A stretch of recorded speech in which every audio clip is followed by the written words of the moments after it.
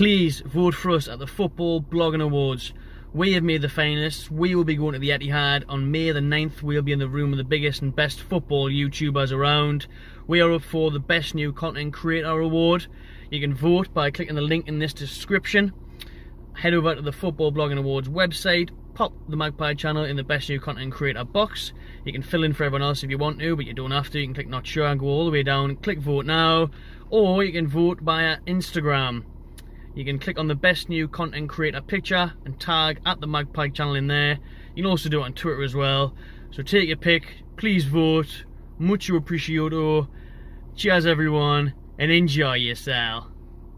Hi there everyone on the Magpie channel, Dan here from the Saints for your Southampton channel. Matty's asked me to give you guys a little bit of insight on Southampton ahead of Saturday's big game on BT Sport. Well, it's not really a big game anymore given the fact that it looks like both sides are safe. Let's have a little chat about BT Sport before we get into it. 5:30 kickoff for our furthest away trip of the season. I think the less said about that, the better. Well, it means that I'm going to be spending the weekend in Newcastle, which fantastic. I've never been to Newcastle, so hopefully it'll be a good weekend. I think a lot of fans will be doing the same thing as me, because the ones doing it all in a day, fair play. But obviously I'm not here to ramble about television scheduling. I'm here to talk about Southampton. And I think to start off, I could just got to put it bluntly, you're playing us at the worst possible time. We've been no short of excellent for majority of 2019.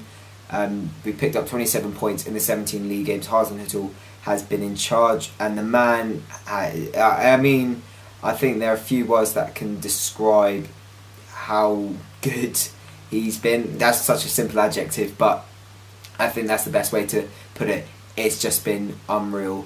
He has changed not just the team, but the football club massively. We were in a bit of a dark period, really, for the last 2 seasons under Maurizio Pellegrino and Mark Hughes, and really at the back end of the Puel season as well. So it's been a long time coming for us to have a manager who actually can play attacking football and can, well, see us score goals. And under Hasenhüttl, we've been defensively sound and we've been putting the ball in the back of the net. So it's a win-win. And it really looks like, now that we've matched our points tally from last season, that we will be in the division next year. 8 points clear of the relegation zone with 5 games to go. All of them winnable, being the fact that none of the 5 games that we've got left are against top 6 sides. So we're looking to just finish as highly as possible for the rest of the season, finish on a high. But then the Ralph Revolution is really going to take place in the summer. And I do think we're going to be a real force to be reckoned with next year. Obviously, in terms of the best of the rest kind of thing, we're not going to break into the top 6 again. That's never going to happen. We don't have the money or the players really. But it'll take us far next year, and it looks like we're going to be back to where we should be, which is competing for top half. So really good to see for us. But going back to what I just said a minute ago, we're trying to finish as highly as possible. I think every place is about £2 million. So if that goes towards our transfer window in the summer by finishing 14th as opposed to 17th, that'd be fantastic, an extra handful to spend.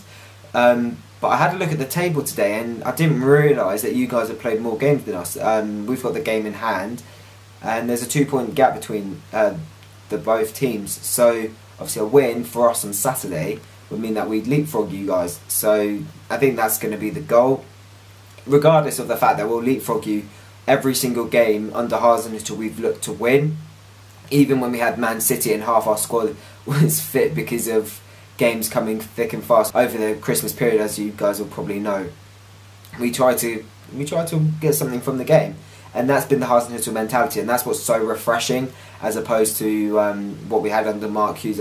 Ironically, I think the last time we played you guys epitomised what Mark Hughes' football was. Probably the worst football match I've seen for a long time, if not all my life. That 0-0 draw at St Mary's, I mean, it was absolutely horrendous. Fair play to the Newcastle fans who went down that day and witnessed it for their own eyes. I think, like I just said, that epitomised Mark Hughes' football. A team who couldn't score goals and couldn't beat. Let's be honest, you guys were, at the time, were the worst team in the league at home. I don't think you guys had won a single game all season up to that point. We'd only had 1 win anyway, so we can't really talk. But a game we should have won, and we didn't create the chances. We didn't play well enough on the day. It was a fair result. But what's good is that both sides have sort of pulled their fingers out. Obviously, you guys have Rafa, and he's been able to turn things around once again for you guys. And both teams will be in the league next season, which is great to see. But in terms of threats, I think our best attacking option at the moment is Nathan Redmond. 8 goals and 5 assists in all competitions this year. He's been no short of magnificent, especially after he produced so much just absolute shite last season. I think he finished on something like just the 1 goal. And it wasn't bad under Hughes, to be fair to him. He had a summer out doing some training, extra training that is, and it's paid off. He's turned things around massively. He just couldn't put the ball in the back of the net under Hughes, and since Hasenhüttl's come in, he's done that on a regular basis now, which is really good to see. And he's got goal involvement as well with 5 assists. So numbers wise, he's been fantastic. And look, we all know about his skill. He's got fantastic dribbling ability, and I think he's going to give Yedlin a really good game, being out on the left, if Yedlin is the player, of course.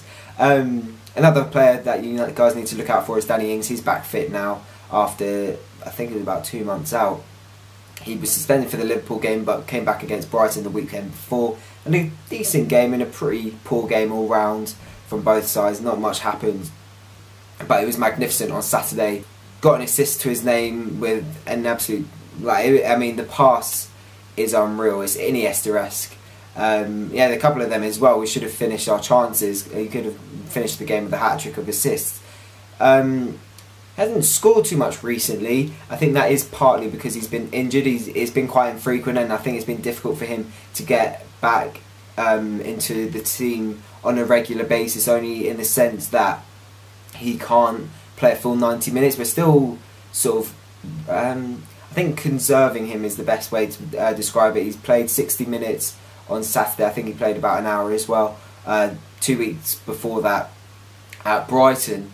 So for him, it's been an alright season. I think he'll be disappointed with another season full of injury problems, but he's still got a good number of goals for us, more than I think any striker we've had before him could say for themselves. And if he gets a chance, he will probably put it away. Other notable mentions are Ward-Prowse under Hasenhüttl. He's been magnificent. I've used that word a lot actually, but magnificent is the best adjective to use for our player as a manager. Under Hughes, and sort of up into the January window, it looked like he could be going because he just wasn't producing anything. He was left out of the squad in a couple of games as well.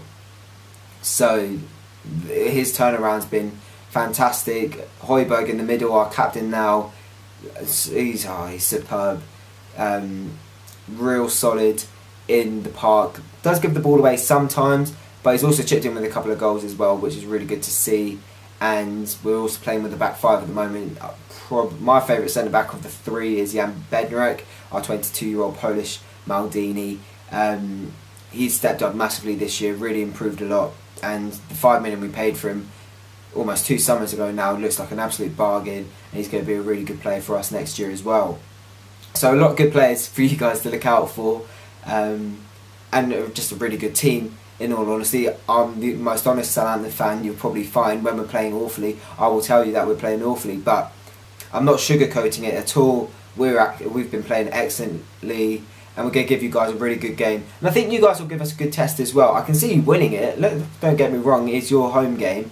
But I think some of your results of late, especially that defeat at home to Palace, was a little bit disappointing. I thought you deserved more, it seemed, for match of the day. But if you don't put the ball in the back of the net, we will, and inevitably win the football match. So hopefully it's a good game though on Saturday. It looks like it'll be Brighton or Cardiff going down with Huddersfield and Fulham. I'm filming this before the massive game on Tuesday night. We'll see who won that one, or if it was a draw. So, but I think that'll give the relegation scrap a good idea of who will also be going down with those 2 other sides who are obviously relegated already. So may the best team win, and we'll see you guys up at St James's Park on Saturday. Hopefully Matty's done me a solid and put my links in the description below. Please do go and subscribe to the Saints View, at least check us out. We started back in November, looking to up our game over the summer and for next season, and yeah, I'll wrap it up there. See you guys on Saturday.